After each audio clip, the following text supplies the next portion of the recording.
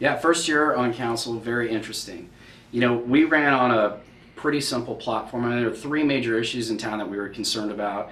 You know, one was absolutely Glade Road redevelopment, Highway 26 redevelopment, and then of course the impact of Tex Row on Colleyville. So the good news is we've had an opportunity this year to address all three issues. We'll talk about Glade in a little bit because it's a more detailed conversation. 26 is a great success story.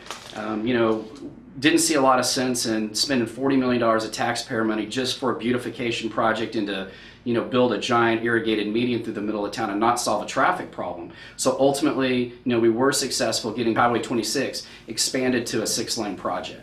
And that made a lot of the business owners very, very happy. You know, they're super concerned that, you know, we're actually going to make the traffic problem on 26 worse with the 4-lane solution, and then have to come back several years from now and actually redo it again in order to expand the road to handle more traffic capacity. So, you know, I would say that, you know, out of the three things that I ran on, you know, that's the most important accomplishment or achievement that collectively as a city, and, you know, along with, you know, my council colleagues that supported, you know, that vote have been able to realize. And it's important for the long-term health of our community as well.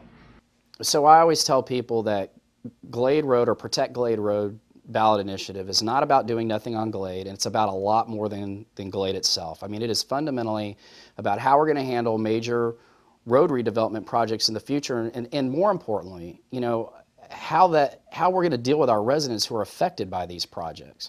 There was no question, despite what you will hear in the community, that eminent domain or the threat of eminent domain was going to be used all up and down Glade Road, a direct quote from city staff to me, in order to basically create this huge beautification amenities project that wasn't really fundamentally about solving a traffic problem. Now what you will hear from these same people is that safety is the issue. Safety has never been a justification for the redevelopment of Glade Road. And Glade Road is not inherently unsafe. What our public safety staff and our public works staff say is the cause of accidents on Glade Road and other roads in Colleyville, number one is distracted driving, number two is speeding, and number three is following too closely. Nothing that we're going to do to Glade Road, whether that side wins or my side wins, is going to do anything to address these safety causes. Nothing. Some city leaders and, you know, current city council candidates are actually treating the residents that are actually impacted by, you know, this major public works plan.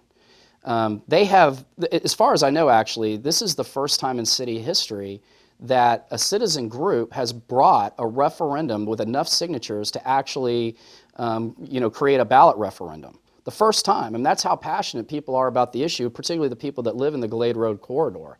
So what did they get for actually involving themselves in the community and taking an active role in influencing policy in Colleyville? They get called names. They get accused of being special interests, of hijacking the political process, of misrepresenting the facts. Let me tell you something. When your private property is threatened by the government, you are not a special interest. You have every single right to challenge that. And the city doesn't want to address the property rights issue. They want to ignore it. They'll say it's going to go away. It's not going to be an issue. We're only talking about taking small pieces of people's property. At the same time, these same elected officials, they would never meet with these individuals until the petition was filed, to actually understand their concerns, understand the design recommendations that they had. There was literally no alternative available. At the end of the day, these are the people we work for. These are the people that live in Colleyville. We're talking about messing with their homes and their neighborhoods. To turn around and actually make them the adversary in the conversation, which is precisely what is happening today, is grossly offensive. And it should be offensive to every single Colleyville resident and voter, because let me tell you something. Next time, it can be you. It can be you that the government comes and tries to exploit their property.